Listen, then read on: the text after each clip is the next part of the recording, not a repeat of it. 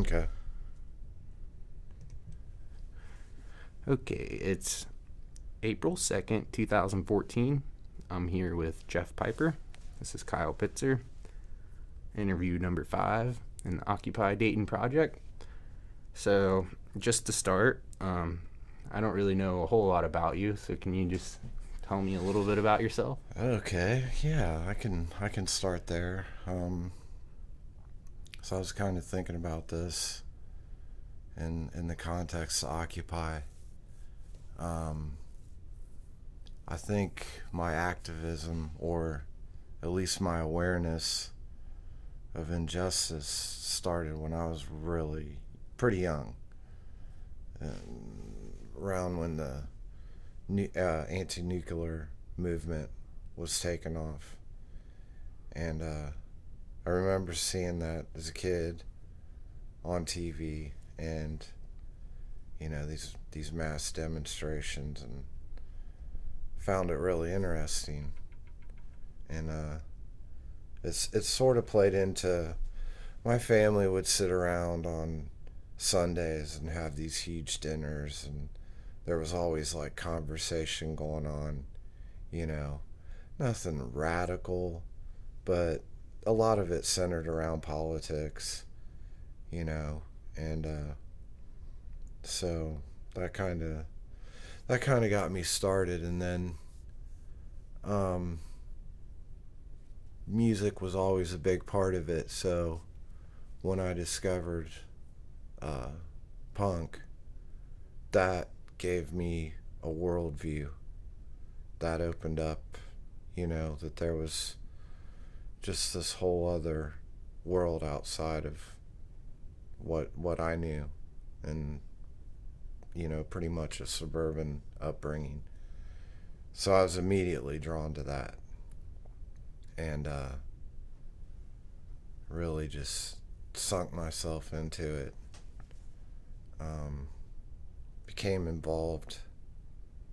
Uh, I got more political.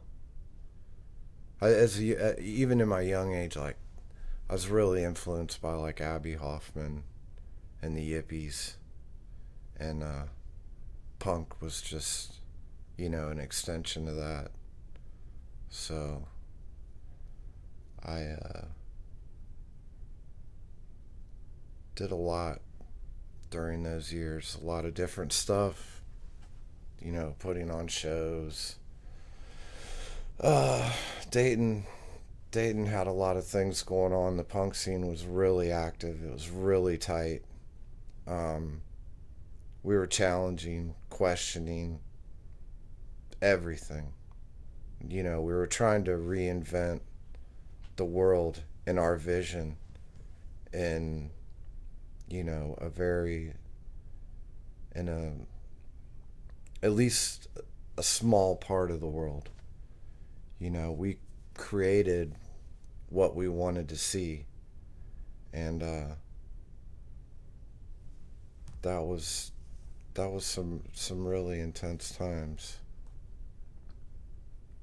and led me on a road, that got me to this.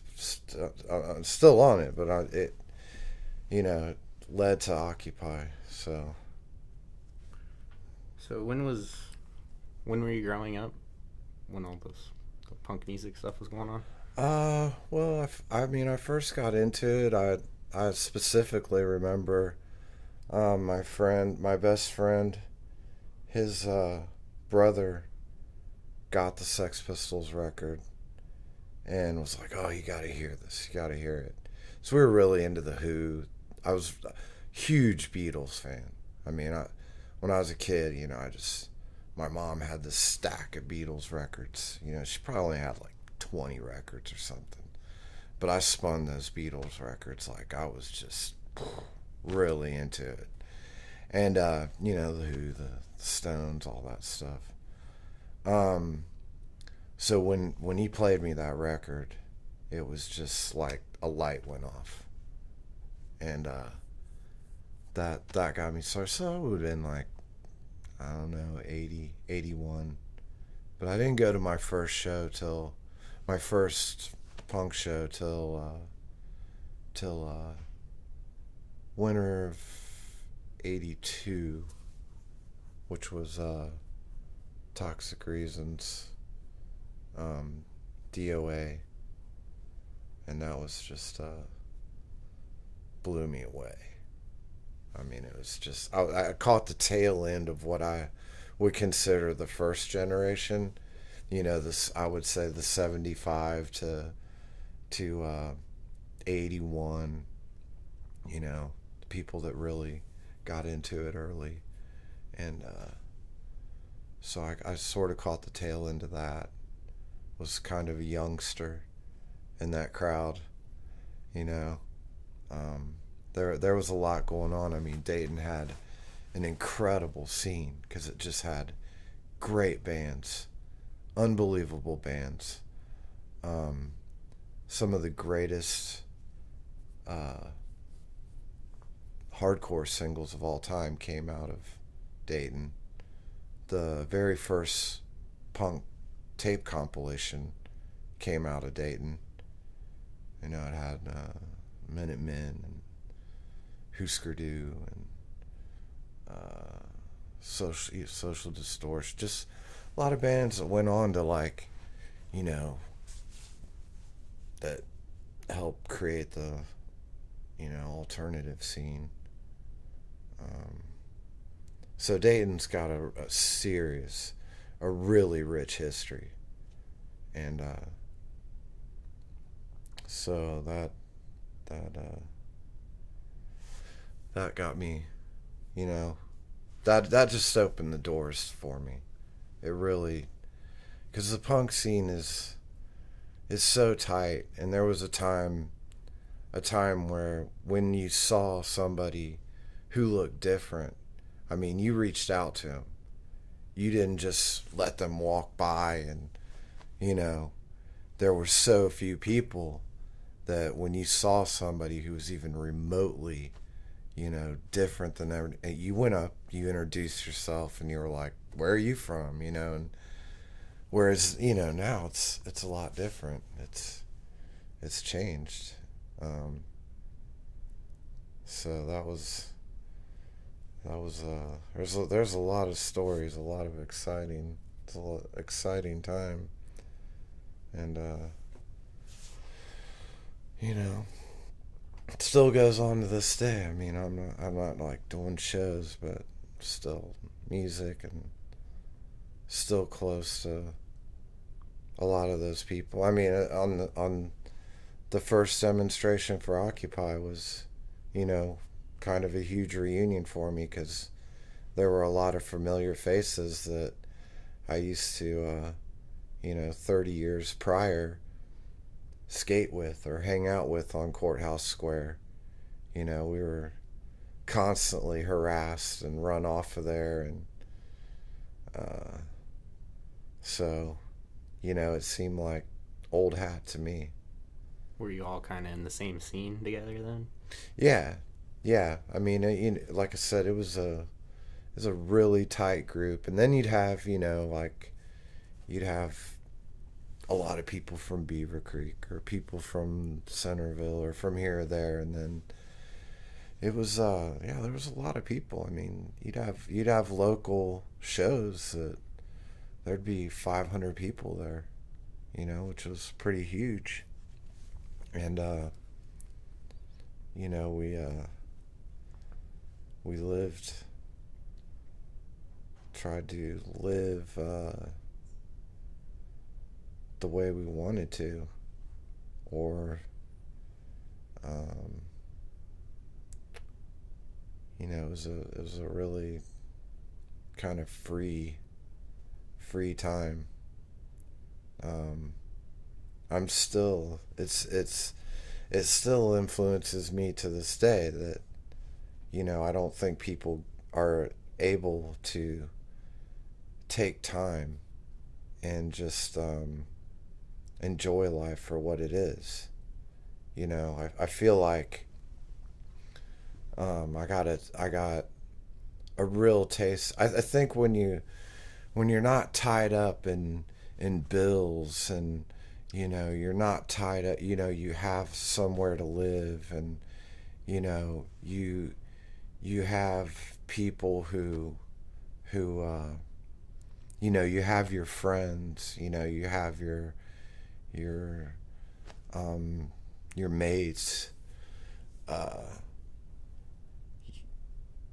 you get, it's like a taste of freedom, you know and the creative side of you is allowed to flourish. you know we don't put very much, um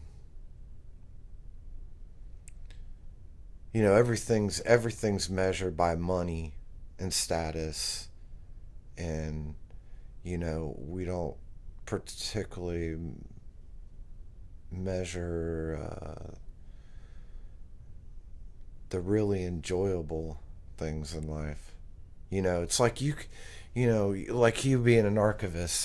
It's like, if that's your passion, you should be able to do it and not have to worry about uh, paying for a lot of school, or you should be able to pursue that in a way that that money sort of can hold you back. I'm not maybe not you personally, but you know uh I don't know. you know What other kinds of ways do you think money is holding people back then?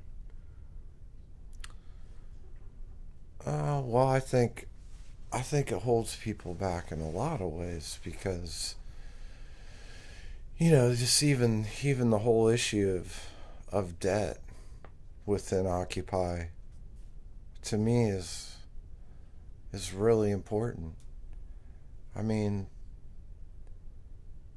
you should pursue education because you want to get educated, because you have a passion for something, not to be able to pay for it in the end. You know, um,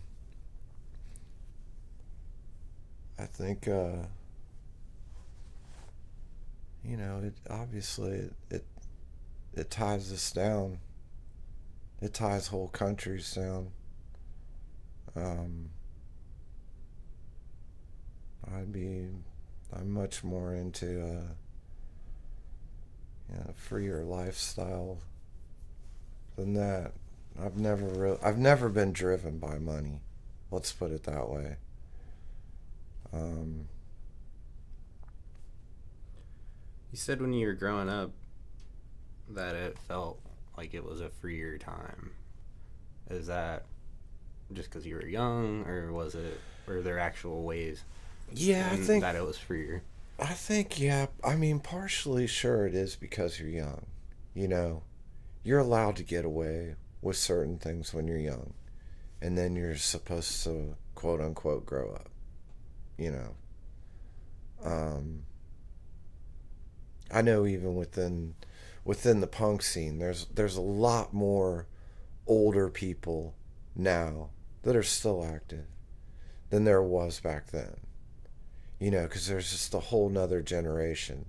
So you have this first generation that comes up, and it's basically, you kind of put in 4 years hard time, 5 years hard time, and then you grow up. The pressures. It's not even, you know, maybe the person doesn't want to, go that route, but there's still the pressures in society. There's still that this is what you have to do. And, some people can escape that and, go on with their life. And some people fall subject to it.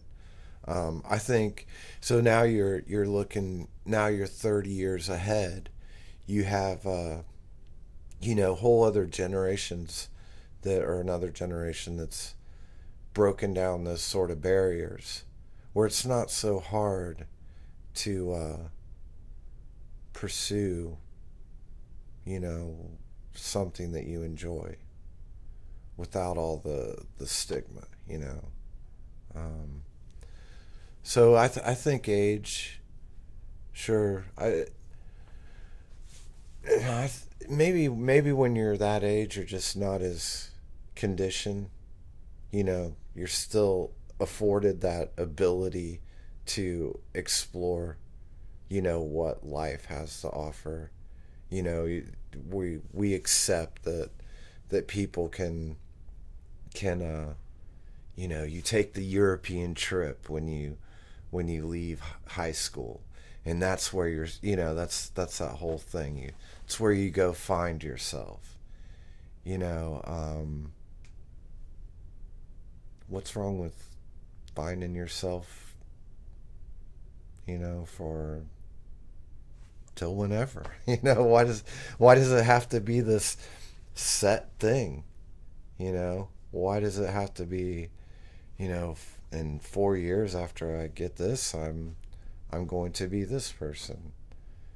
Um, I think it's like, you know, I have kids now.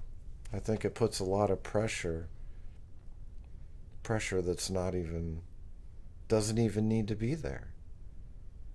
Um, why should we turn our imaginations off at a certain age? You know, um, I've been thinking a lot about imagination and creativity, and you know, it's not necessarily what most 47-year-old people are doing.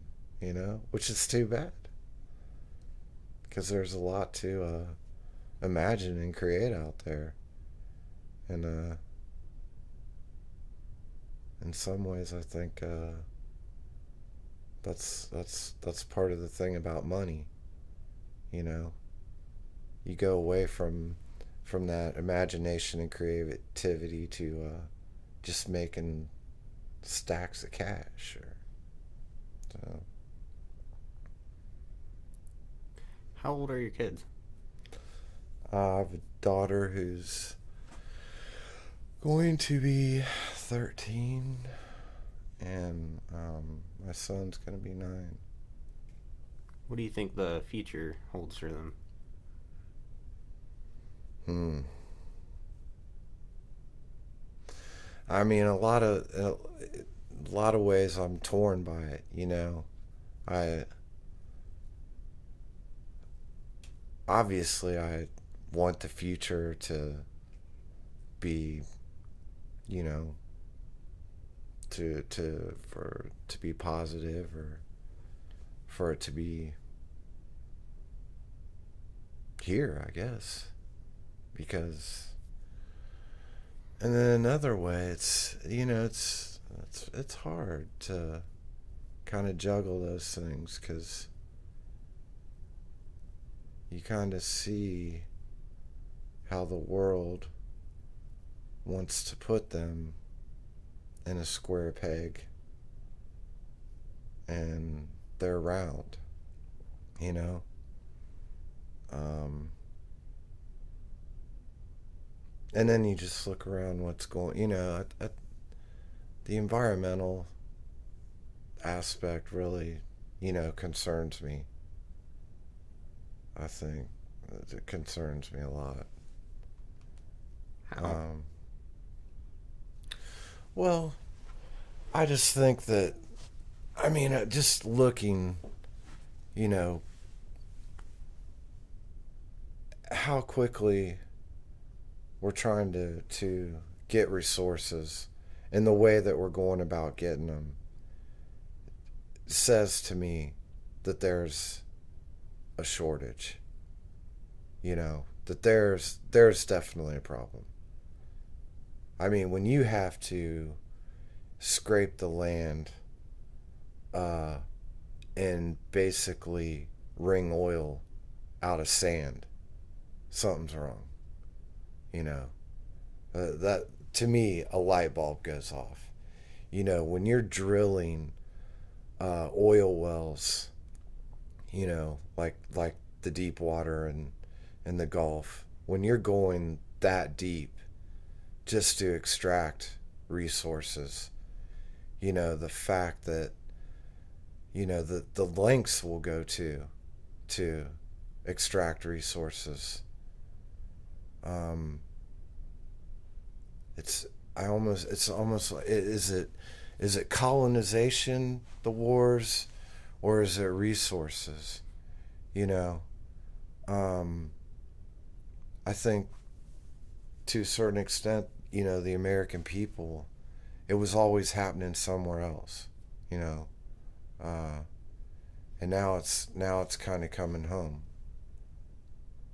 And so I think there's a lot to be concerned when it comes to that, especially when you don't have people, or you have people, in power, or the people, the ruling elite, who they don't care.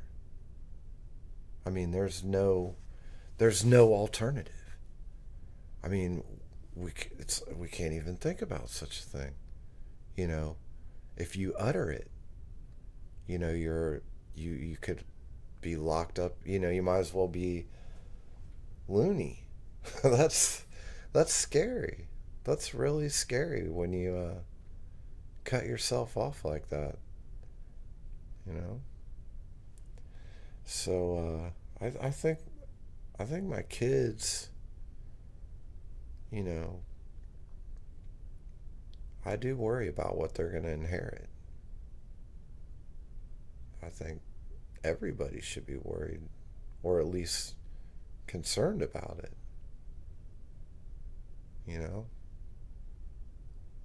How does that compare to when you were growing up?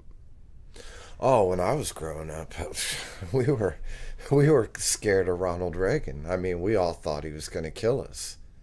There's an inside joke in punk rock that says, I mean, he sort of created punk rock. He made it what it was, because the two superpowers, missiles aimed at each other, us taking our arms and planting them all over Europe. I mean, which is, when you really think about it, it's just like such a weird concept. Like, you go and in case you have to take on, Soviet Russia, well, we're going to put missiles in your country. You'll take the brunt of it. It's all such a weird concept. There's just so much going on around that. I mean, we thought Reagan was going to kill us. There was no future. I mean, when you hear of, songs, I mean, I never thought, I don't know, I didn't even know if I would be here. So there was I think since, it's been a tough time since Reagan. I think there's been a complete war on culture, a complete backlash to the 60s, 70s, and it's not doing us very good. What do you mean by a war on culture? Well, there was an uprising against, the Vietnam War. I mean, you look now, and it's, wars aren't fought in the same way.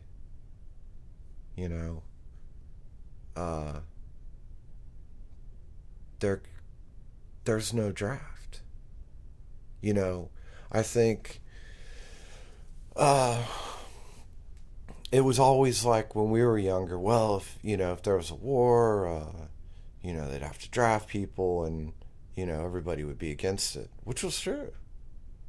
So how do you get people to go to war? You turn it into their job. You know, a lot of people, it's a second job. You know, um, so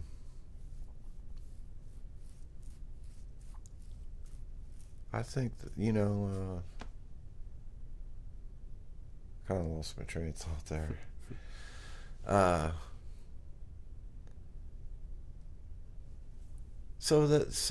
the '60s into the '80s. So you had people who basically stopped a war, turn things pretty much upside down.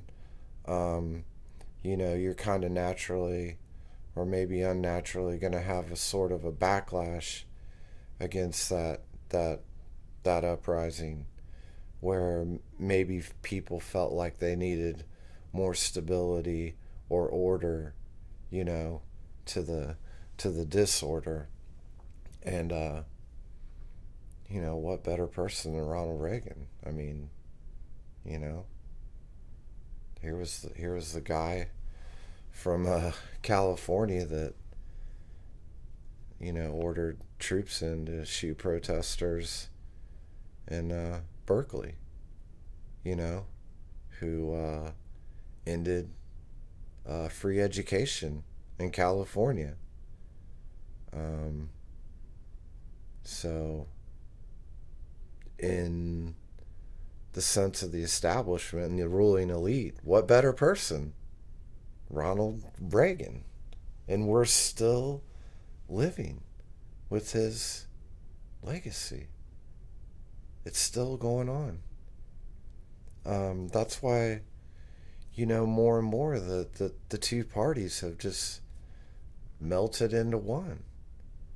One party can just go off the hinges, you know, and sound absolutely insane, but the other party's got to play up to him and sort of play their game, you know.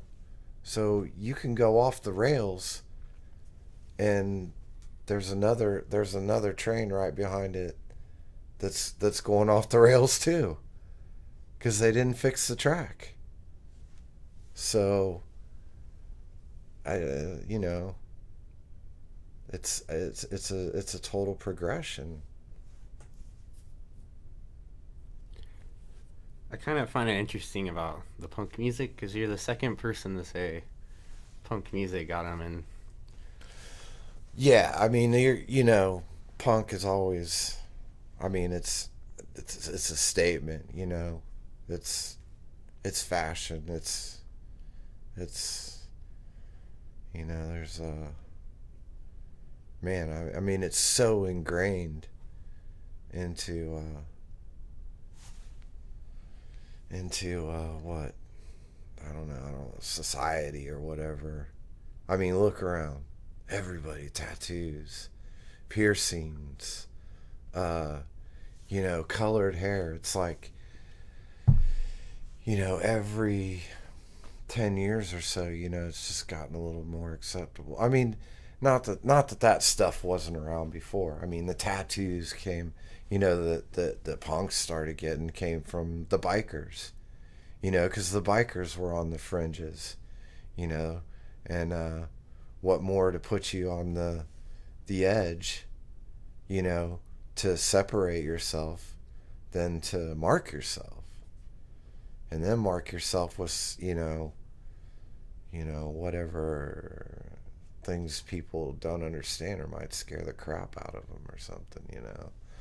So, I mean, punk, yeah. I mean, it's always had its political edge, definitely.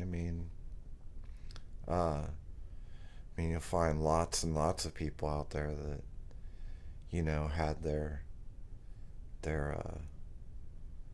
consciousness raised through punk music. Some people totally reject it. don't want anything to do with politics.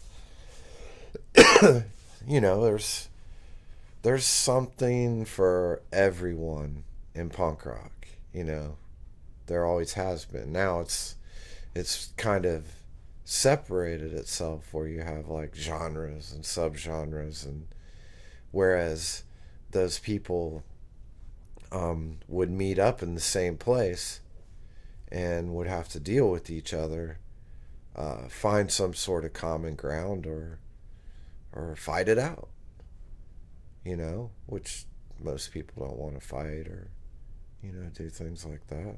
They don't want to go through, have violence.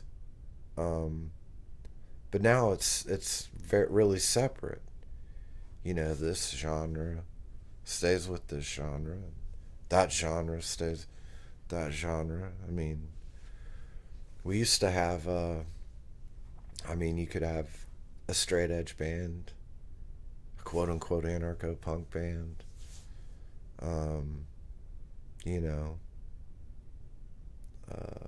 a metal band, all in the same night. So you had all these people together, and it was, as far as like, our scene, it was really politically charged. I mean, we had our own space. We had speakers. We did flyers. We participated in demonstrations. We networked with people all over the country and the world. It was really tight, really creative. A lot of creativity, a lot of great people. And then you grow up. At some point, people's lives sort of have to take a turn, and you sort of get caught up in the job and the house payment and this and then that. So what happened to you after? I got caught up in the job and the house payment. I mean, it's a lot of hard living too. It's a hard lifestyle, and a lot of people don't survive that lifestyle. I lost a lot of good friends. That's hard. See all that. And so did the scene kind of break up? Yeah, people sort of move to different places. There was actually an anarchist gathering in here. It was organized in Dayton, but held in Yellow Springs. And after that, a lot of people got on trains and started riding the rails and ended up in different spots. And that was pretty much the end of that scene. Another one came out of it. When was that? It was 91, 92. I'd say, really the heyday of what I would consider the second generation, was 84 to 91, around there. And then, just people moved. There was a lot of traveling, a lot of, when you're networking with all these other people. I mean, it was just, people ask, where do you live? It's like, the earth, the world, it really was like that. There wasn't any, we were trying to conceptualize life without borders. So, what did you do? Well, I'm not from here. I'm from everywhere. It's like you put what you were thinking and, trying to subvert culture, you put it into action, you know. Uh, so that's what was, and you really, I really remember. I didn't think there was going to be this like huge revolution or revolt or anything, but uh, I definitely felt, that something something deep was going on. I mean, it still affects me and touches me to this day. You know, um, it's kind of hard to lose that. You know, uh, so everybody's like out there. They're doing their things, and what we were doing at the time is, was a lead up to Occupy, just like Occupy will lead to other things. It's opened the door. Um, you can't really measure it. All, at least I don't think so. I, in success or failure, because it's living. You know, it's it's everything and nothing. So, uh, just the fact that people, to see have 300 people come down for a GA, you know, on the square was really exciting. I mean, 300 people in Dayton is the equivalent of, 10,000 people in New York. That's a lot of people. So, obviously, there are a lot of people out there that, feel like something is wrong. And that doesn't just go away. They might find fault with the process, um, but they also, know that something's wrong. And I definitely at the time, I mean, just to watch something like that take off was like, wow, amazing.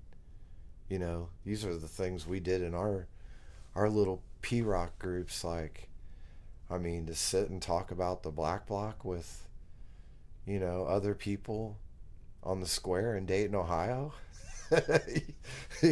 I would have said you were crazy, you know? So, so some things just can't ever be taken away, There might not be people out there sleeping on the square today, but there could be in a month, a year, you know. Uh, so it's kind of it's interesting to just see or experience and be a part of that progression. My what punk rock was for me or is for me, uh, then got me to there, and it wasn't all it didn't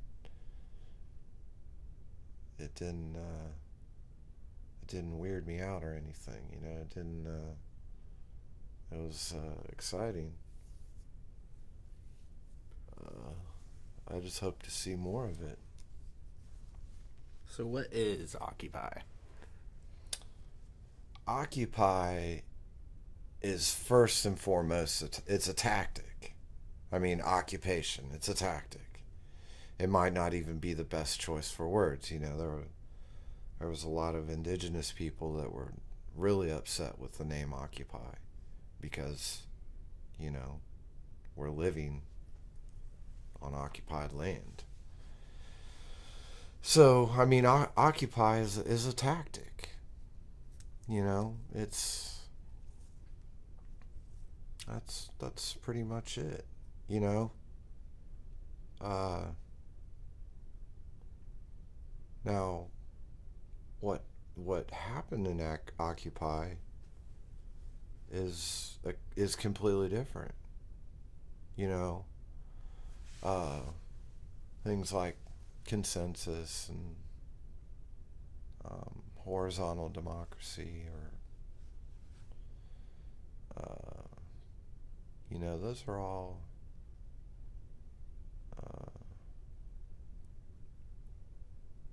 basically come from anarchists. A lot of it's through anarchism. Anarchists have learned those tactics from other people too. So Occupy is just it's just a tactic, you know. Sometimes I kind of wonder if it could hinder, you know, future actions, because a lot of people want to relive that.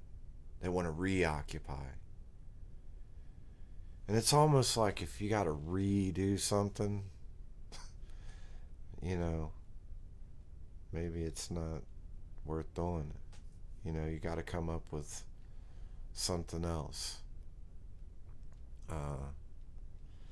But the whole,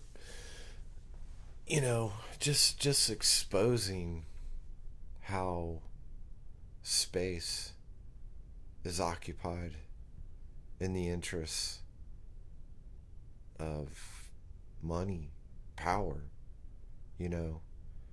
that we don't have a commons, because when we try to exercise our rights to the commons, it's a threat. I mean, I don't have a lot of illusions about what this country is, but I think for some people, it's pretty shocking to see that you couldn't, or if you did go out and you did exercise, your quote unquote rights, that there was somebody there to take them away from you.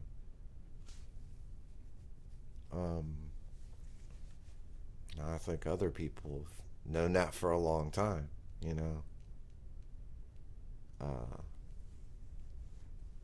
some people just don't know it till it happens to them. When did you first hear about Occupy? I first heard about Occupy in the first call in June or so.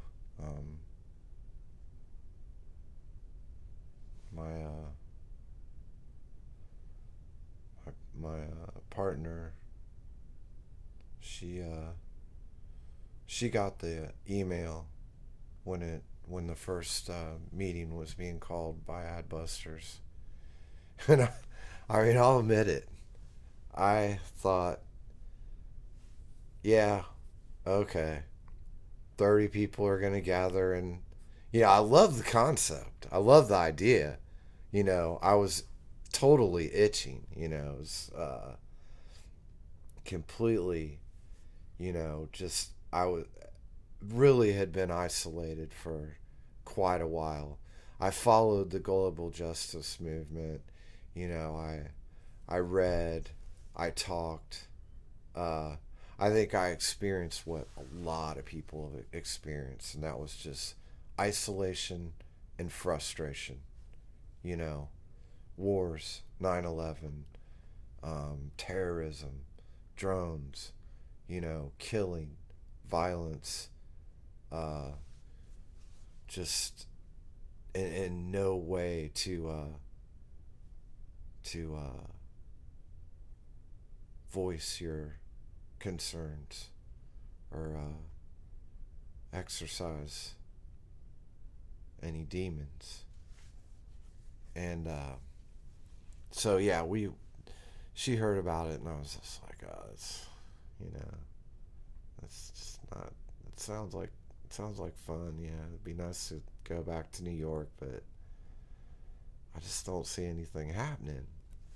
And then when they when the woman was pepper sprayed, and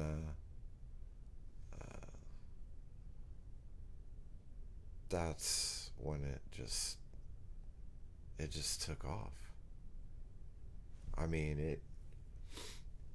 it just really, like, people were so, the fact that it was caught on the, that it was caught on video. Man, people were just outraged, and that was one of those sparks, just.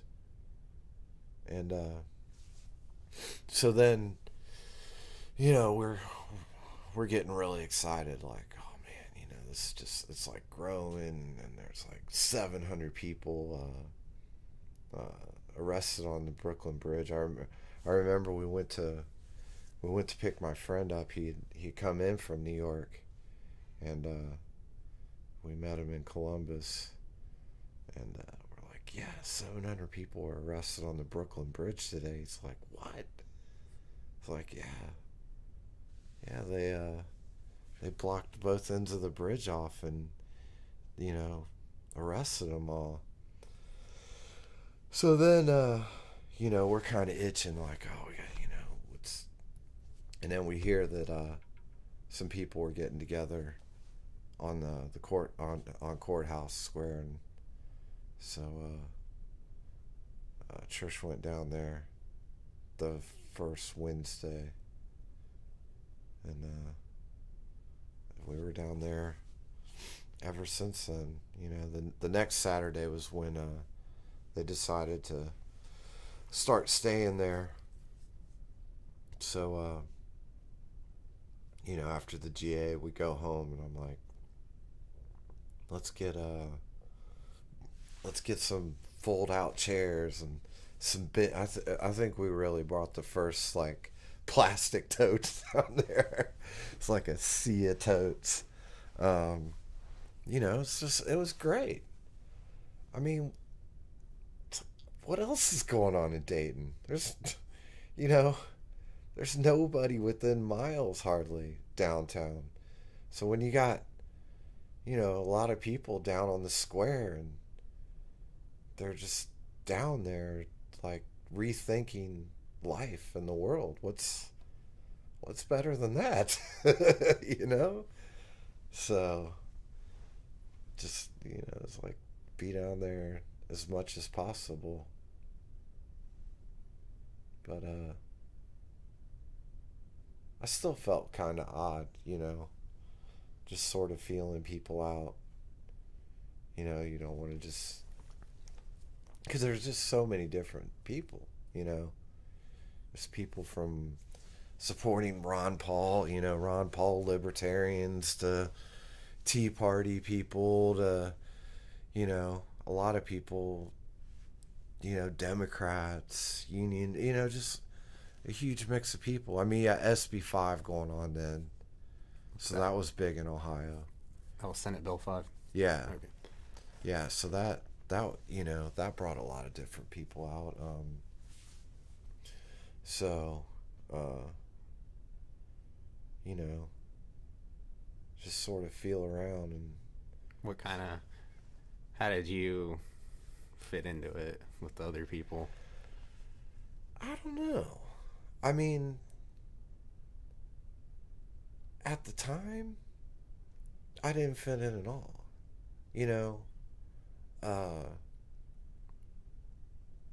I just, because it wasn't really a new thing to me. It wasn't the newness of it, like, whoa, this thing is happening, and it drew me in. It was just, it's like, okay, I've seen this stuff before. It's just, it's not all punk rockers this time. It's like there's a grab bag of people. It's like it was that's what was really weird. Normally you'd relate to somebody on their musical tastes or their looks, as far as, like, their punk rock looks or whatever. You have this common ground. No matter if you disagree, agree on certain things, you can find that all out later. This thing brings you here. So it's to see people in that situation, and it's such a, just runs all, it's all different people, is kind of that was weird. That was really weird. So I felt like a little, kind of guarded. um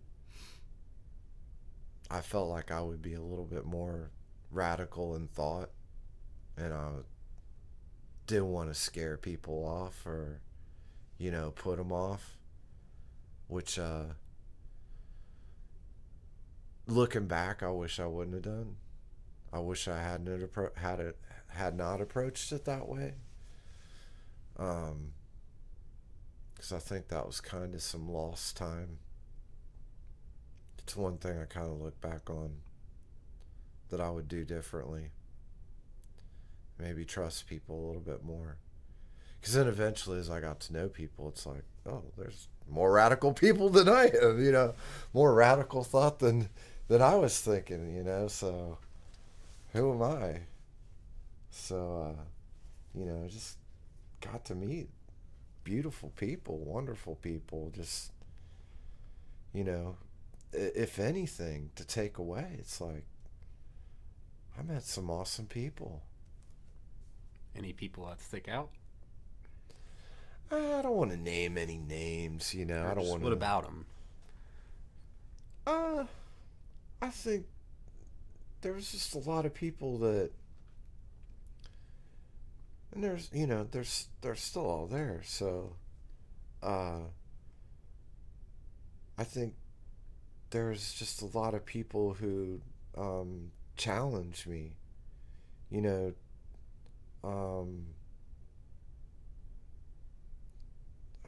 do I want to like raise my consciousness, raise my awareness. Um, got me to think about things in different ways. I think that's what's so can be so lacking in life. I mean, we're just in all these boxes, just we're so tightly wound. We can't relax. We can't just unwind, like take it all in. It's like when we came up here and you were talking about, oh, nobody really comes up here, and that's why I was like, because nobody has the time. If they were allowed, or given the opportunity to take the time, there might be hundreds of people up here, and you get all those people together, and you're talking about this, and you're throwing around that, and you can really change things like that. Just let people go, let them enjoy life, and everything else will figure itself out. It's not like yeah, if we all get together and we have more time to to ourselves, if we work a little, if we work less, or the lights are gonna go out. It's like, that's a lie, that's a total lie. Lights will still be on, you'll still be able to plug your crap in, but you'll be able to enjoy it more. So, how involved were you in Occupy Dayton, or what ways were you involved? Uh, Maybe too much for some and too little for others. you know. Uh, Maybe there are some people who would be like, "Man, that guy's just around too much," and then other people are like, so, I was there. I tried to do what I could do. Um, some good, some bad, you know. Definitely, definitely a learning experience, you know. I would do, I would do certain things differently. How was it a learning experience? Just, just the whole process, you know. Never really practiced consensus that much. I mean, that's where that punk rock thing comes in. It's like I've had this discussion a lot since Occupy with other people, because we didn't really, we met as a group. We had meetings, uh, but we didn't really practice consensus because we all lived together, or it was just so close, you know. And it hurt in some ways. I mean, there were ways that maybe with consensus there would have been better understanding of certain things. Um, but so to be in this, this group of different people uh, that aren't sharing that music, that look, uh, that was eye opening. That was a big thing. So I feel I learned a lot in that, you know, um, and I've become, I've been even more interested in consensus. And um, I mean, a lot of people that couldn't stand it, just couldn't stand, you know. And I could see where it's frustrating, really, we were kind of thrust into this situation and trying to practice this thing that takes time to learn, you know. And unfortunately, I think we lost a lot of people um, by not practicing good consensus, by just not knowing the process well enough.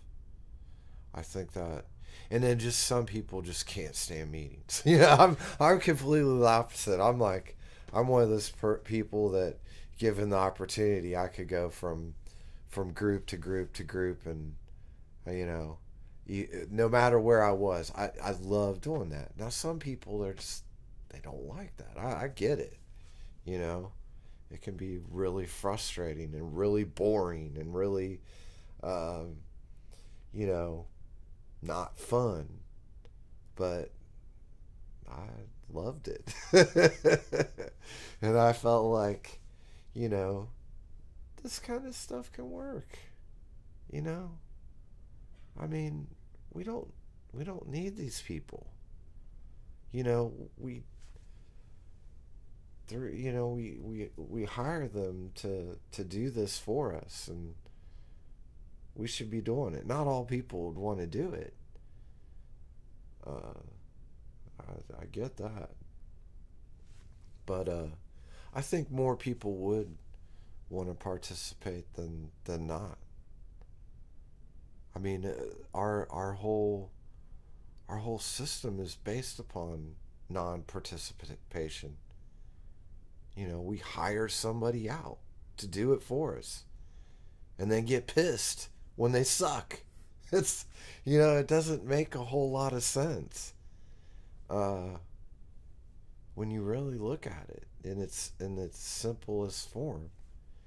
But they, there's just certain things they use to keep you doing it, like you know like life just won't go on without it. No, it has. It has before this, and it will after. So, You got any good stories from Occupy? any good stories? Man, I mean, lots of good times. Uh, I think one of my favorite was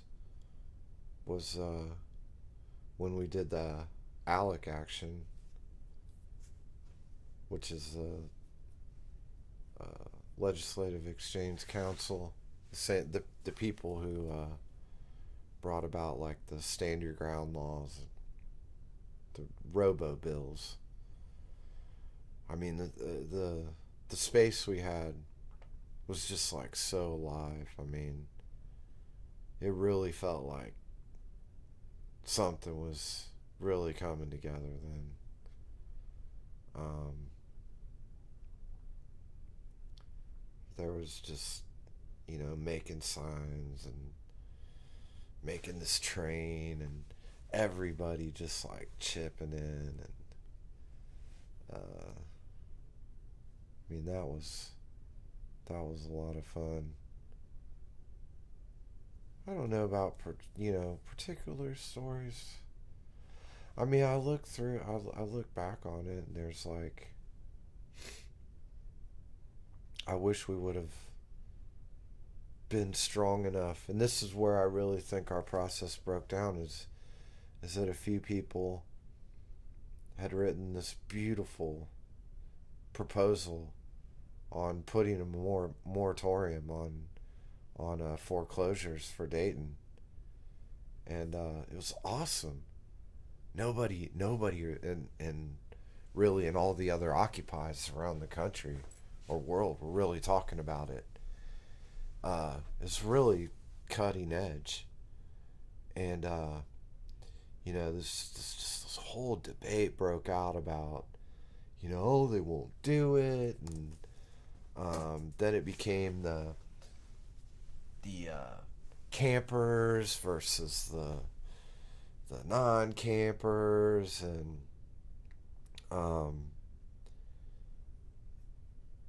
it became really a part of a wedge. And I think there was like the news was there. I mean, they were coming down and like filming the GAs and stuff. So there's almost like a certain spectacle to it, when the media shows up. I can kind of see it like, but I also remember the buzz, just the people breaking it out into groups. So that, we had this moratorium, and it was just like, it would have been awesome. It's like, who cares if they reject it? So they reject it. They look like, bad guys for rejecting a moratorium on foreclosures. Like, how do you lose? Where do you lose in this? And, this whole legality, and it's like, who cares? So that GA seemed to really, I think it changed a lot. And then there was like the next one I think it was the next one where the news had pretty much made it. Well, there was a whole thing about the tree, the Christmas tree. I mean, just real distractions, that the tree thing. I mean, when you look at it, man, what a huge distraction that was. Like, to be arguing, I think the, I mean, did it really matter that there was a tent there and people there? But the city of Dayton was just, so worried about presenting a certain image and what people were going to do, and, so, and then even sustaining a camp, when you're just come down one day on a Saturday and trying to sustain a camp and people, that's a lot of work. That is a lot of work, and you're trying to change the world at the same time. It's like, that can all be, a lot. Would you say the camp was a good thing or a bad thing? I think the camp was a totally good thing. It was a great idea, you know. Um, I mean, that's what Occupy, that is the tactic, occupy the commons. Um, yeah, I think it was great. Uh, Maybe people's expectations of what should happen, um, I could see where they would misunderstand it. There seems to be this negativity towards, like, it's always presented like, oh well, there's homeless people there, there's drug use, or there's this. It's like, it's, that's what's going on in the world. What makes it any different than anywhere else, except that in these encampments they're trying to deal with it. You know, is what's wrong with that? I mean, this is the world, right? I mean, this is what's going on out there. Um, but it got presented in this negative light. Um, Ugly, there.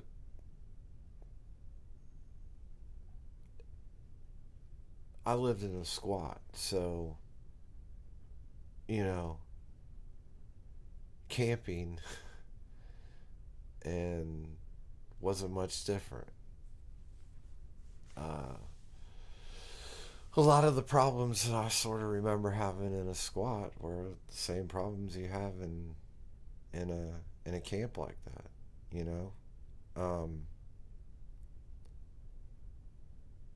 so those are the sort of things you got to work out. But I think it was a totally great tactic. That's why I don't know if you can redo it. You know, um, I think the importance of the commons, the importance of space without control means more to me than, pitching a tent.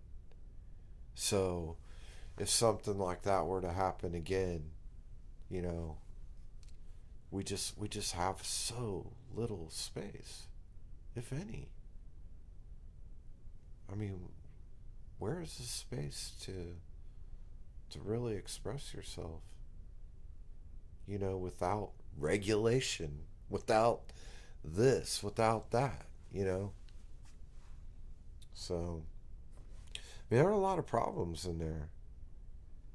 There are a lot of things that, like, really freaked me out and didn't quite know how to deal with. I mean, a lot of, sexism, racism, um, and we weren't really together enough as a group to deal with those. How did sexism and racism come out? Um, well, they come out in the same ways they do in everyday life. There's an institutional racism. There's sexist behavior and attitudes, and they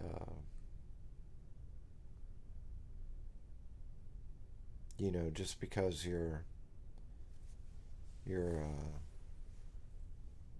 this uprisings going on doesn't mean that those are just gonna, like, disappear. I mean, that's what you're talking about dealing with.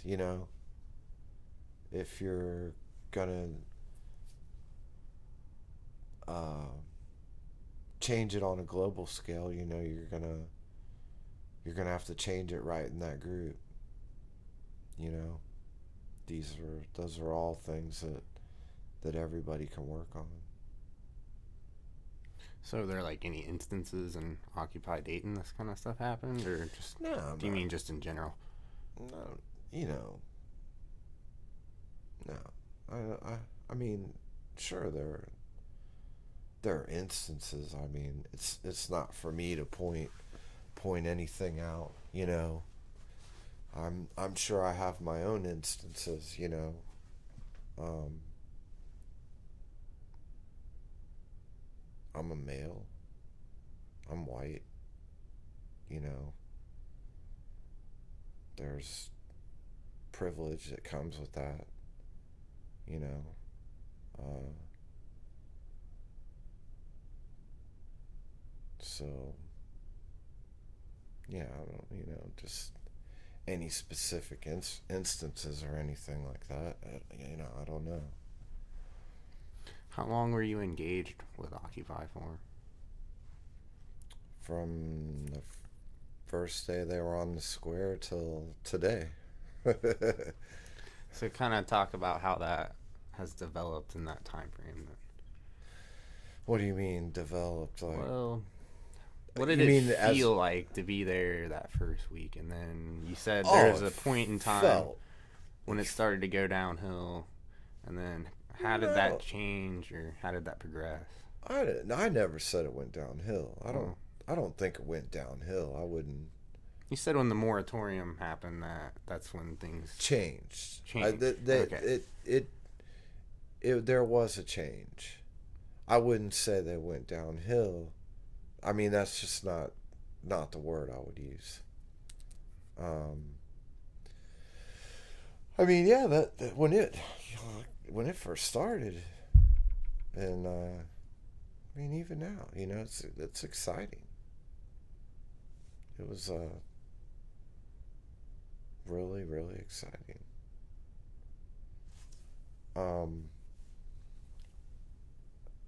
I didn't want to get my hopes up very high. I'm sort of a pessimist.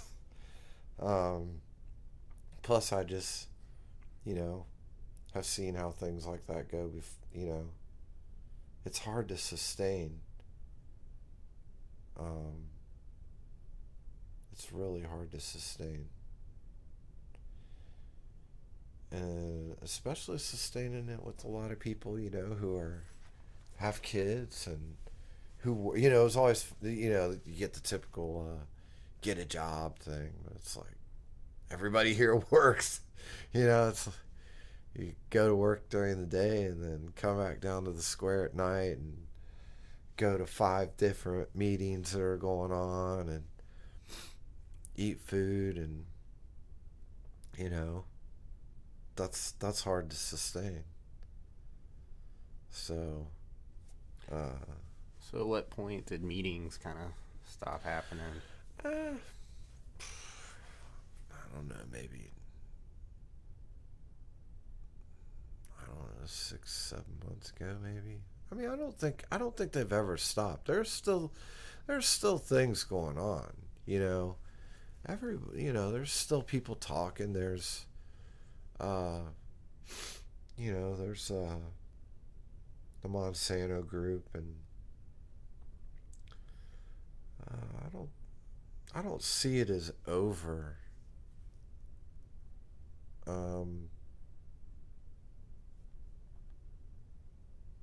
I don't. There's more of a beginning. It's easier to see the beginning than it is the end. There is no end. I mean, whether it's Occupy or the global justice movement, or who knows what sort of territory we're heading into. I mean, just like Egypt and Wisconsin, take us to here, and then there's there's just so much going on in the world right now. And it's a lot easier to see just because of like the internet and stuff. So, you know, I don't know what tomorrow brings. Who knows? We could be out on the square in another 3 days or something. You don't know. So I don't really see an end. How do you think people are going to remember it then? I think people will remember it in their own individual way. Some people are going to remember that. You know, uh, it was great. Some people are going to remember that it sucked. It's like that's just the way it is. I think you remember it and the way whatever you took out of it. You know, uh,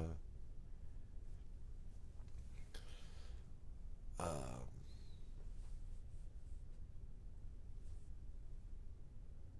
I mean, myself personally,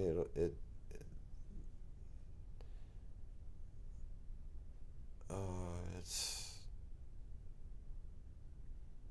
something that I'm glad I got to experience. And if you would have told me that that was going to happen in Dayton, I would have said no way. So, you know, who knows what the next chapter will bring.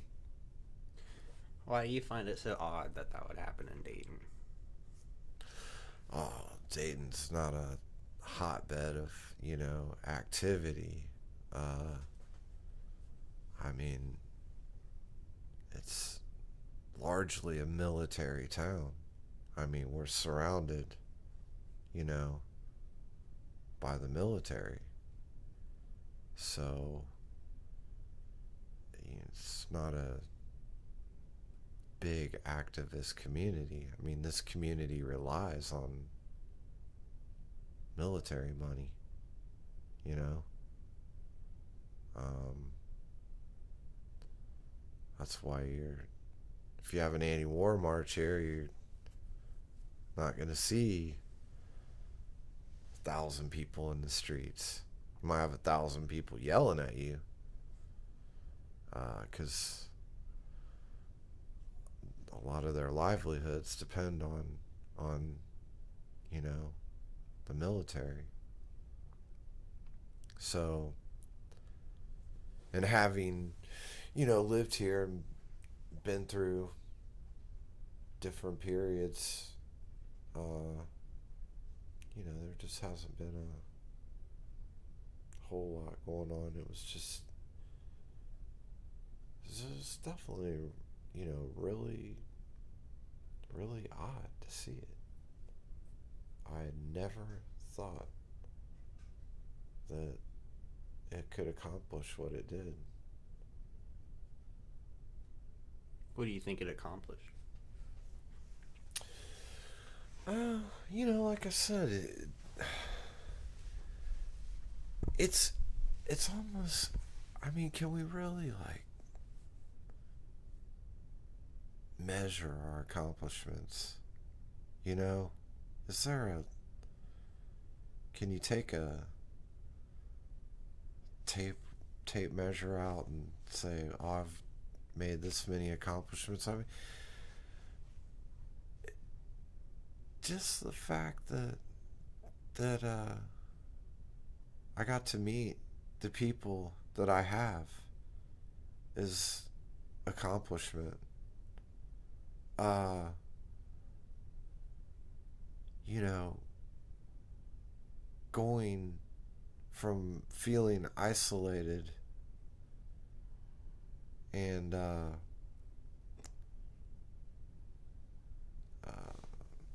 just basic isolation, and seeing people get together like that and try to rethink,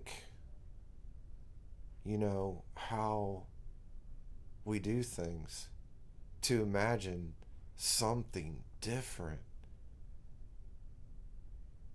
That's an accomplishment. That's huge. That is huge. Like that's why I said, no matter whether people are down there sleeping or marching with signs, or they're still out there, and there's still where that branches off into. It's that whole seed, root, tree. So, I mean, that's. Would you say the most important parts of Occupy haven't happened yet, or? Yeah. Yeah, definitely. Yeah. I'd say Occupy is only a beginning, you know. What was the name? The be- the beginning of the end. No, I can't think of it now. The beginning is near. You know. Yeah, just you can they can crush it, which is obvious what they did. I mean, it was a well coordinated, well planned takedown. But you can't kill the ideas. The people are still out there. Not much has changed. The frustration's still there. We still have a lot more coming financially our way, you know. So who knows what comes around. So you know. So would you describe yourself as an anarchist? Or, No. I guess what are your political views? Oh boy. My political views. I don't know. I don't have any political views,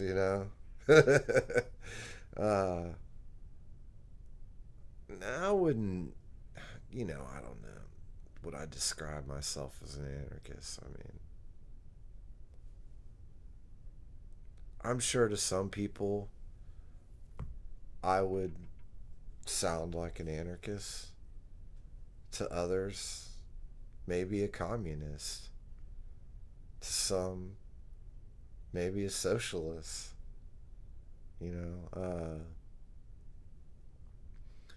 My political views are just they're always they're always growing. And sometimes I just don't even like to think of them in the context of like what I'm thinking, but what I'm doing. It's kind of hard, it's like hard to define, like, yes, I'm this or I'm that, or I'm not tied down by anything that I have to define myself, you know. It's not like my job is to be an anarchist. So I got to tell everybody, like, this is why I'm an anarchist, or, so. I had a note next to your name, Circle A Caucus. Was that anything to do with you, or was that someone? Oh, it's just I was like I guess just sort of not even a working group, but it was the Revolutionary Caucus. It was just a place to, express yourself openly without, you know, any sort of reprisal, some people don't quite understand, or maybe you don't want to get into these huge debates. You just want to express whatever views you have at the time as far as, what you're feeling or what you're thinking. And that was just sort of the forum to do it, you know. Was that like when you say a working group? Was... Well, there were like, there were working groups, like you'd have the GAs, and then people would break out into whatever groups that they wanted to do something. That's really like the beauty and the beast of Occupy was like so misunderstood.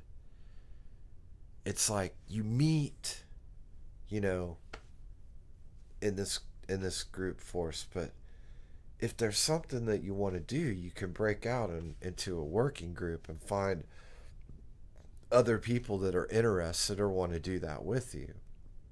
So it's like it's open to everybody.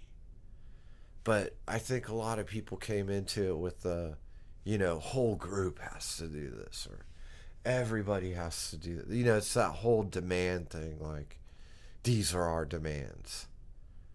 I don't really give a shit about demands. What demands do I have? I don't know. It's like, I don't know. I'm not so into making demands, you know? That's one thing I liked. So, you come together and you might have an environmental working group, or there's an education working group, there's a food working group. People that have similar interests, and they can talk about those things. Does the food working group want to do an action against Monsanto's? And that's, I think a lot of people came into it. Everybody comes in with like big ideas. Everybody's got ideas. We all got like,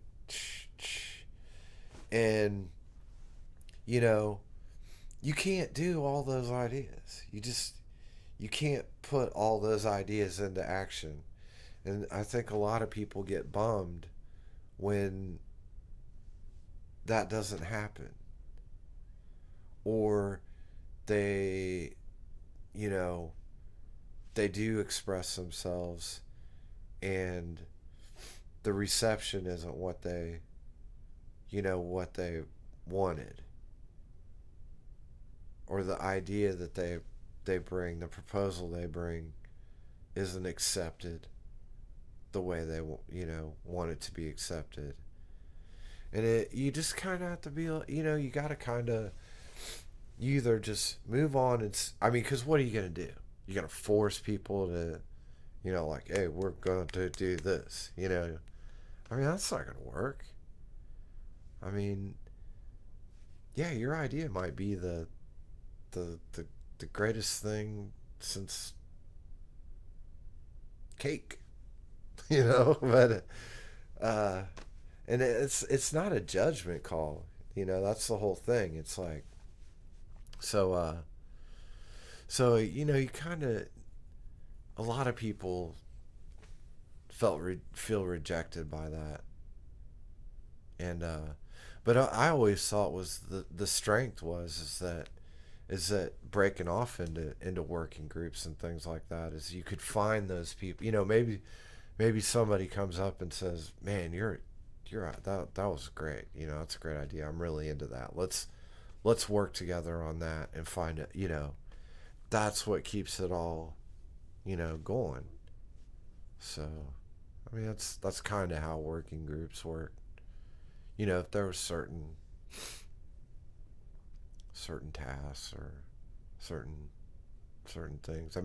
There's still, working groups for OW. There's Occupy the SEC, that's just, busting heads in the Fed and the SEC and stuff. So they're all out there. There's still Still things like that going on. So those working groups can, because they're smaller and they're more of an affinity group, it's easier to stay tighter and sort of get things done, you know. I mean, the education group in Occupy Dayton is still going on, you know. They still get together. So, So you keep in touch with a lot of people still? yeah. Yeah. Definitely. Yeah. Uh I mean, there's some that I see more than others, but yeah. What do you think Occupy Dayton, what did they do good and what could they have done better? What's good? What's bad? Loaded. Those are loaded questions. Well, I think I've already said what they did good.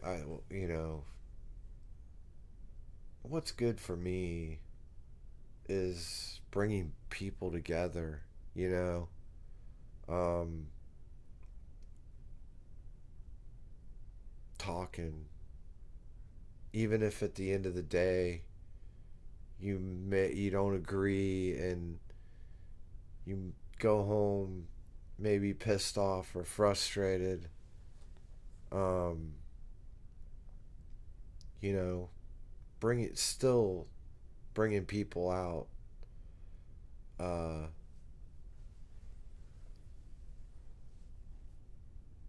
there's I mean, they did a lot of good things. There's just a lot. They took care of people, and I don't know. It's just, it's kind of hard to put.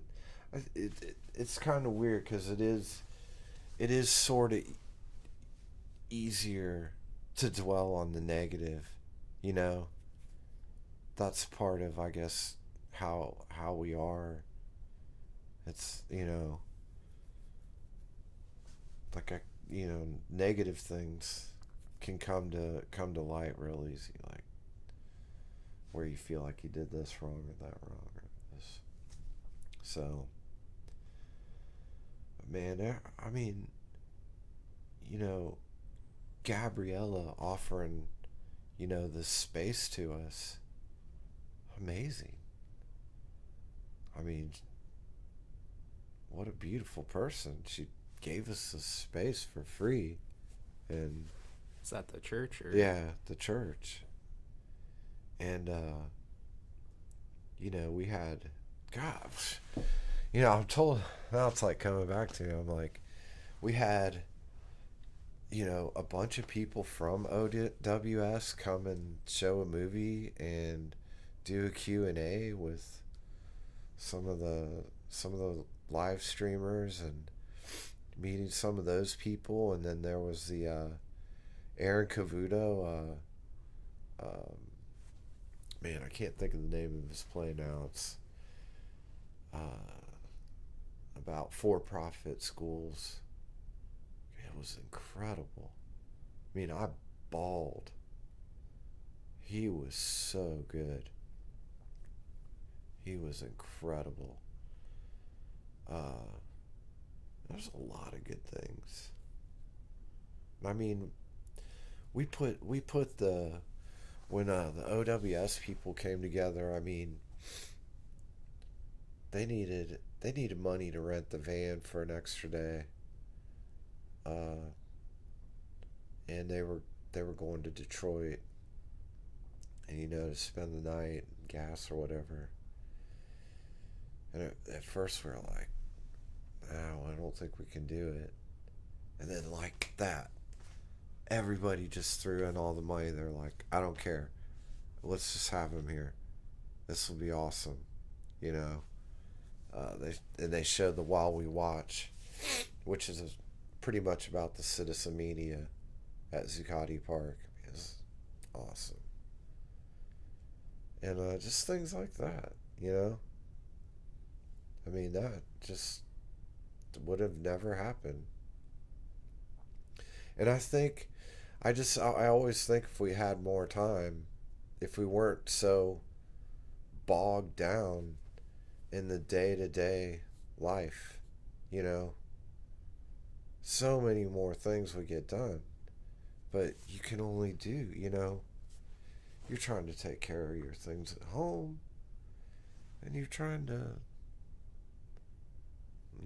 wage revolution. That's where they got you pulling in two different directions. So I guess why I ask you the question, the loaded question, is just my impression is that it seems like a lot of people came out of this with a lot of feelings of frustration. yeah, I think people are going to come out with feelings of frustration. I mean, I don't know what their expectations were. Um, you know, I'm frustrated. I'm frustrated. Uh, More hasn't happened. I'm frustrated that people are still losing their homes. Um, I'm frustrated in lots and lots of ways. Um,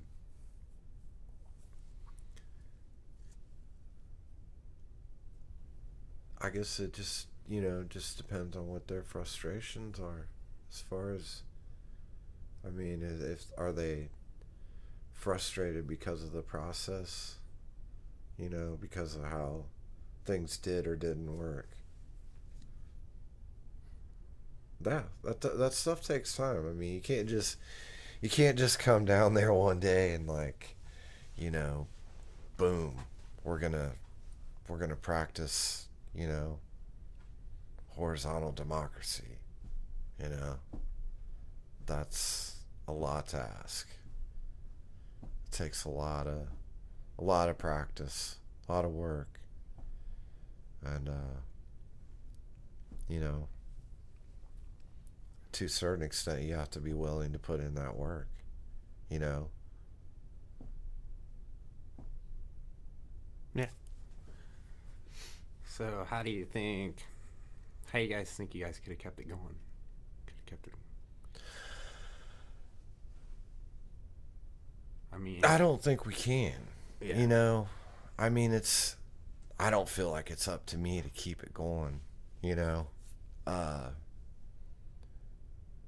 movements run their own course, and I mean that's always the question. How do you keep it going, or where does it go, or how do you get it there? It's like those are those are big questions. And what control do you have over it? I mean, people move at their pace. They go to where they want to go. So I don't necessarily think I have the power to do that. I know I don't. Let me take that back. I know I don't. But it's it's what you, not just what happened, but I've come back to, it's that it did happen, and it is going to stick with people. You know, it will be a part of them, and that's something that can never will never change. Some people will feel the need to just move on and be like, nothing's ever gonna happen, and nothing can ever work because this thing didn't work. You know, uh, but other people, will go on to other things, and they'll take what they learned and use it in other places, do other things. Um, I think that's something that frustrates me a lot, is that people can or some people do. I think that's what disappoints me, is that people would feel like because that didn't work, nothing will work. You know, that's disappointing to me. I mean, we don't judge. You don't just.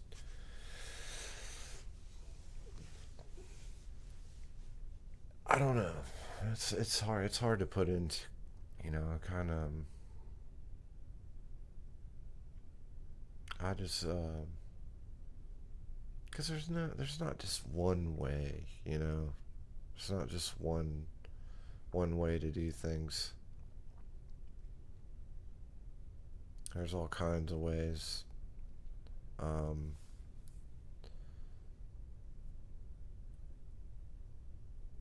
and I would really hate to see people walk away and just, you know, not be able to participate in something else because of a bad experience they had with, at that moment in time. What lessons did you take away from it? Man, lots. I think there was definitely a period in my life where, we had our daughter, and I'd gone to school. I learned a trade, and I was going to provide in that way. But it took me away from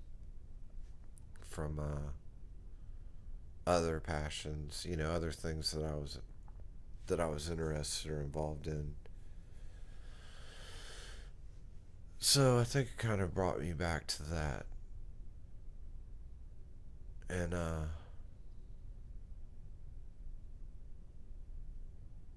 I learned that I could be both, you know.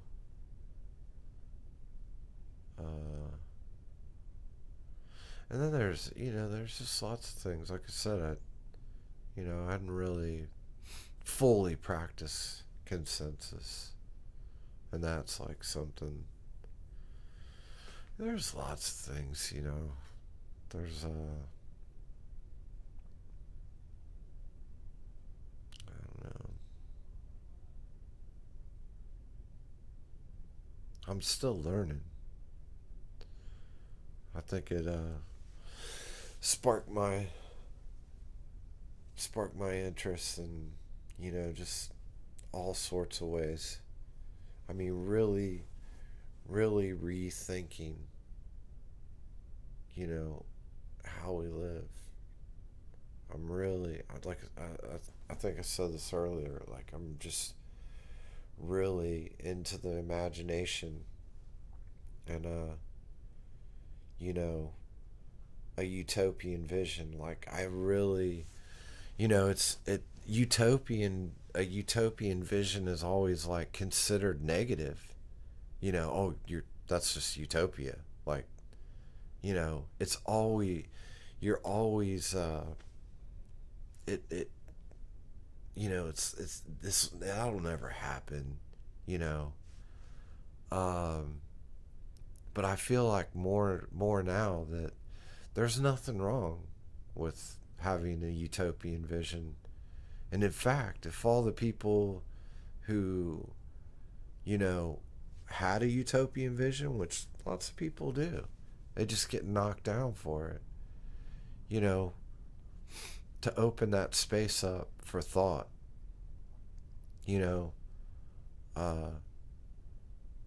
give it some validation and take it from there to see, I mean, I myself even like, never wanted to use the you word, because it just, then people, it has such a negative connotation with people, that you're just wacko or something. But I see more and more people out there, you know, not afraid to express that vision, because the world, I mean, change, it's gonna encompass so many different things. It's like there's not just gonna be this one thing, or this revolution, or this uprising, or this or that. It's gonna be all these things. I mean, we live, anti-authoritarian lives or anarchist lives day in and day out without noticing it. It's not this crazy thing. It's just a lot of people just don't. It's just not something you really recognize. The year 2011, how do you think people are going to remember that? Well, definitely for Egypt. I mean, I think Egypt, and you know, I think if you ask most people when Occupy even started, in fact, I think it'd be kind of interesting. I wonder if they even know what year it was, because there was so much going on that year. You know, I mean, when I think about 2011, honestly, even more than Occupy, I think about Egypt. I mean, Egypt was just, man, Tahir. That was that was intense, and to see where they are now is I mean, my heart goes out to the people in Egypt, because they're just facing brutal, brutal repression.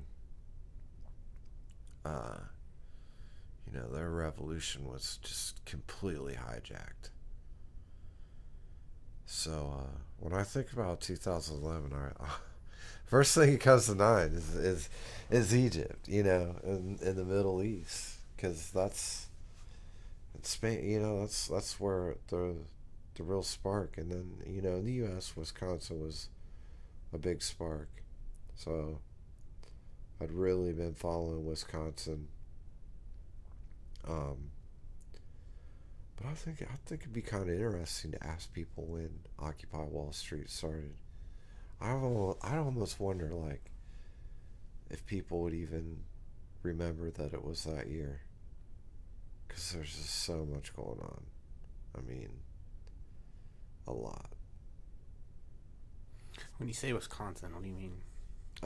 Wisconsin, the state, with the state capital and the occupation of the state capital.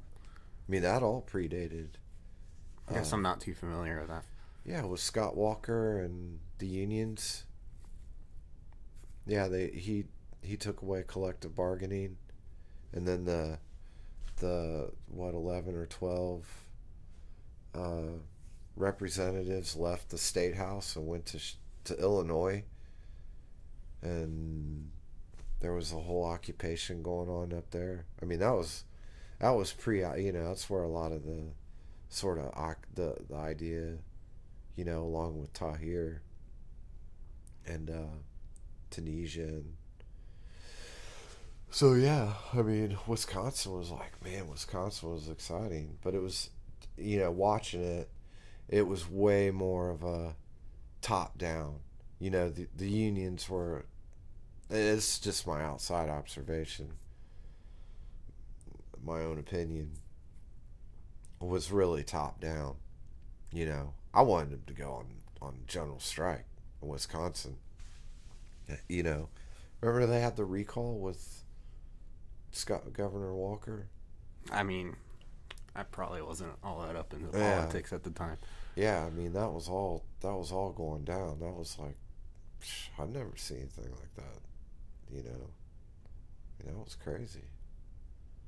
It was awesome to watch. I mean, I loved it. But I would definitely wish it would have had a bit more of a radical turn to it. So, Egypt, Wisconsin, would you say those were influential in Occupy? Or Oh, definitely. is there Yeah. any other things you think it draws influence from? Well, I mean, Occupy is all out of the global justice movement, the anti-globalization movement, but real you is out of Seattle. Seattle's out of the road blockades, and in Oregon. And I mean, you can go and you can go back and back and back and see where all these things lead up to this. And Occupy sees the moment. It happened at the right time. I mean, when you hear about how the first meeting with the first call, how it even came together, it's pretty amazing that that it happened at all. But there was just that feeling. um I think I don't think we're over. I think we'll see it again. I don't think frustration like that just goes away. And I think we're headed in a harder direction when it comes to the economy. What kinds of things do you think built up to that frustration that people had? Oh man, I mean, lots and lots of things. Daily life. Just the work, home. It's just this daily routine, and then you're all caught up, not as in you're all, but being caught up in, like, being in debt and having to go through this routine to keep up this facade. It's just all these pressures, all these things. I mean, uh you know it I mean, it comes down to you know to capitalism and global capitalism, and the same. Now the pressure isn't just the person, it's the country. It's like, you know let's not just, like, the person doesn't, it's like, oh, the whole country, like, you know throw all this money at them, and then take it away, you know give to the people who don't need it, who screwed it up, and then take it away from the people who had nothing to do with it. I mean, that's violence, you know that is. So are they surprised that people would wig out, you know and I think even in Occupy, there's like this, you sort of let steam off.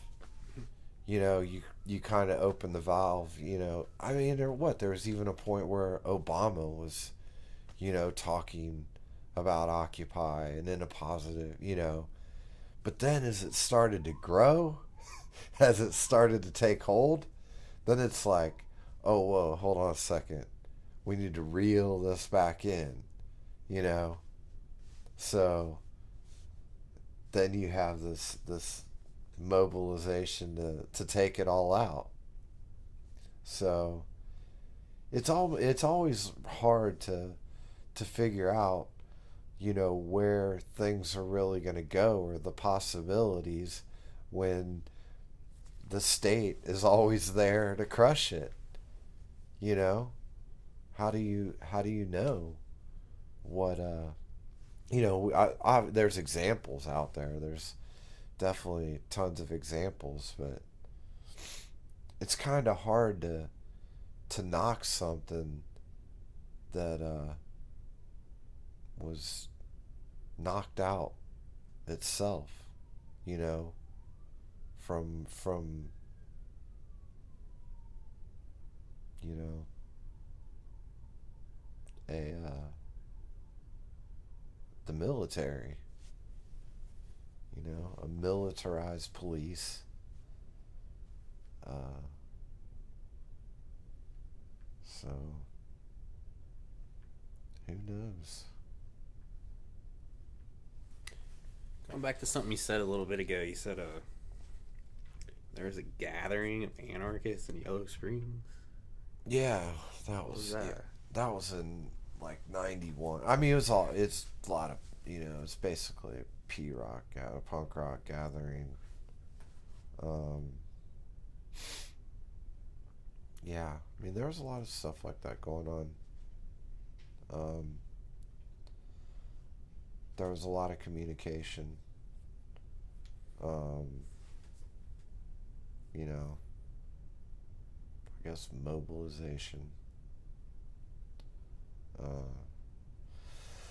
So yeah, I mean, it was just workshops and bands and stuff like that. I mean, there's been a lot of gatherings in the United States and Canada. Not so much recently, but that was one of them. What happened? What do you mean a gathering? Like, oh, I wasn't there. I was in New York at the time. It's just a gathering. A conference or something. You have workshops and people come and talk, and bands play. There's bands. And, it was really well organized. I know a lot of people who went, and but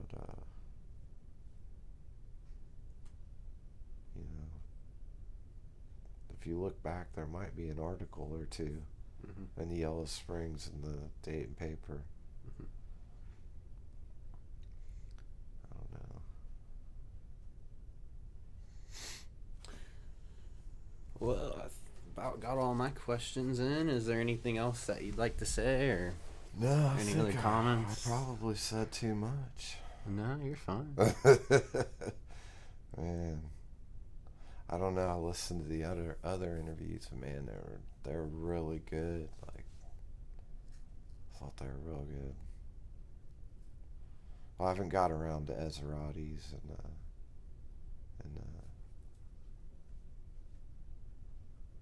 I'll get around to it though. I listened to Dana's and Christina's. Man, they're really good. See, I grew up in Trotwood too. Yeah. It's really interesting to hear her talk about Trotwood, because I'm 47. I watched Trotwood go from, a house and farmland to where it is today. And that's really interesting. Really interesting. I mean, I can't believe somebody hasn't just, completely studied the rise and fall of Trotwood, because it's unbelievable. And I don't, I'm not a professor or anything like that. I don't. But man, I think if I had the opportunity, I would look into that, because I don't know if it's like a combination of globalization, racism, um, but that community was like, kind of the pillar of integration and suburbanization and the middle class, and it's just, I don't know, it's been decimated. I don't know where all the, I heard Christina talking about it. I don't know where all the faults lie in it. I don't really know much about the government end of it, but I mean, I watched that mall built as when I was a kid. It used to just be one, like the Reich store. You know, as soon as that mall was gone, then it like, it's just really strange. But I thought it was really interesting, um, her bringing up about a food desert there. I could see that. I hadn't really thought about it, but yeah, there's like no groceries. I mean, is Trotwood closer to Detroit? Is it because of globalization, the loss of, middle class jobs like GM and stuff like that? I don't know. It's just all. I thought those were really good interviews. So I better shut up. Well, what about Dayton? How has Dayton changed since you've been? Oh man, dude, Dayton has changed so much. I mean, just I went to high school for a short time in Dayton, so this was in 82, 83. I mean, it's just completely different. I mean, you look back, just looking at pictures. I mean, you look at the architecture of Dayton, the buildings that were down there. It's like, who tore these things down?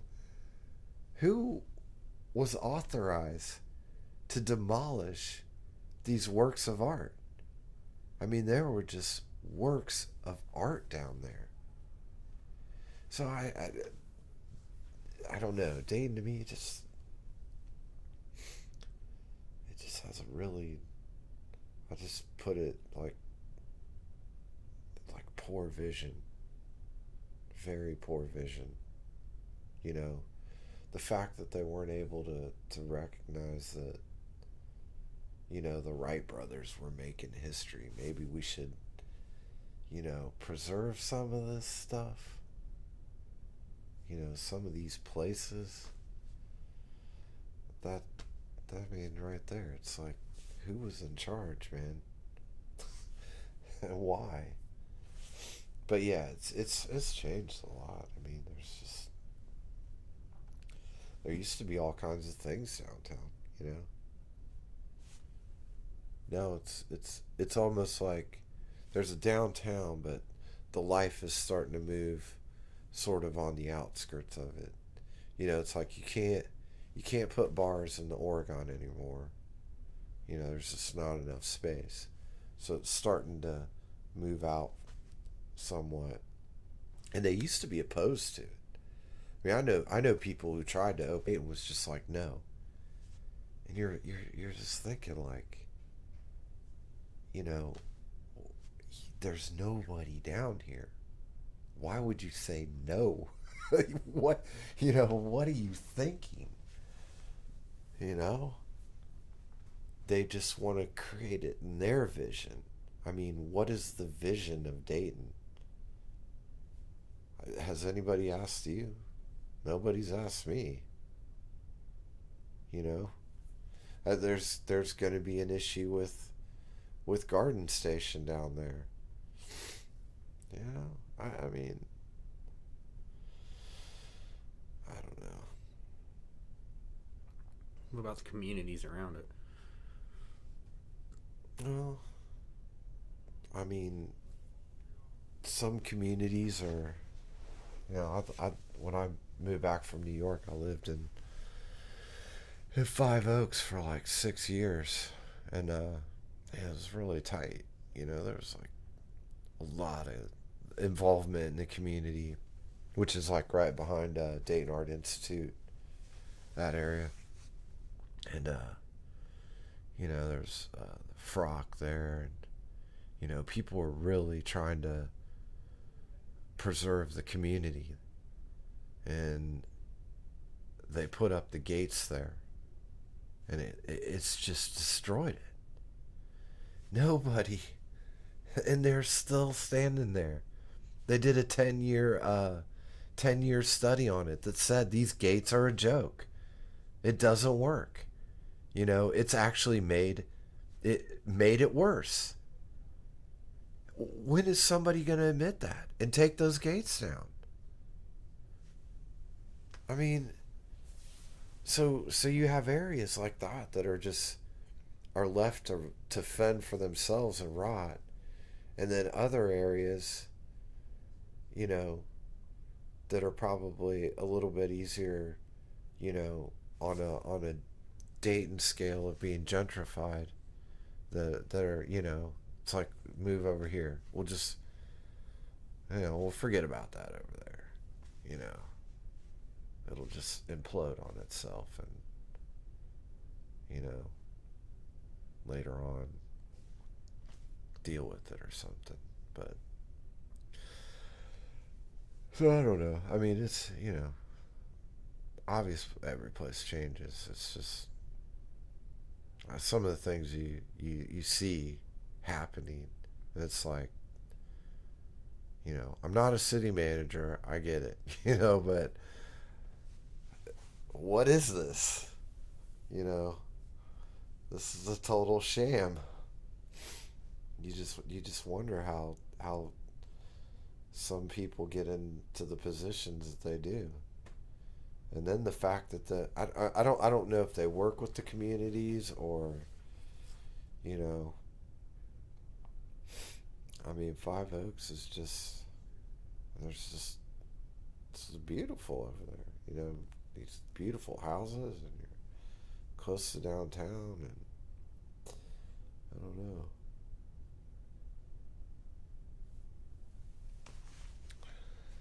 So, alrighty. You got anything else? Man, I'm talked out. I can't believe I went on for this long. Oh, it's good. It's a good thing. I'm sure some other people would believe it. But, man. What day is it? I think it's July. No, I'm just kidding. All right. I hope it's July, man. All right. It could be warm out there. I'm going to take it off, all right?